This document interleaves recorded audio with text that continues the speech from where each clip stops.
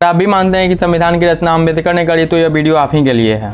अगर संविधान अम्बेडकर नहीं बनाया तो 2 सितंबर 1953 के दिन आंध्र स्टेट बिल के चर्चा के दौरान उन्होंने ऐसा क्यों बोला कि मेरे दोस्त कहते हैं कि इस संविधान की रचना मैंने करी, लेकिन अगर मेरा बस चले तो इस संविधान को सबसे पहले मैं ही चलाऊं। इसका उल्लेख आपको proceeding of council of state के कॉलम 878 में मिल जाएगा। और उन्होंने ऐसा क्यों बोला ये आपको मिल जाएगा बाबा साहब स्पीचेस एंड राइटिंग के वॉल्यूम 15 के पेज 860 में। यह संविधान उनके इच्छा के विरुद्ध बना है। उन्हें जो करने को कहा गया था बस उन्होंने वही करा। मैं तो बस कर्मचारी मात्र था। और संविधान के फाइनल कॉपी को असेंबली के सामने रखते हुए उन्होंने ये क्यों बोला कि सभी कमेटी के रिपोर्ट, सलाह और निर्देश के चयन पर ड्राफ्टिंग कमेटी को यह दायित्व सौंपा गया कि संविधान की रचना की जाए। इस ड्राफ्ट को असेंबली के सामने रखते हुए मुझे आशा है कि ड्राफ्टिंग कमेटी ने सभी निर्देशों का ईमानदारी से पालन किया होगा।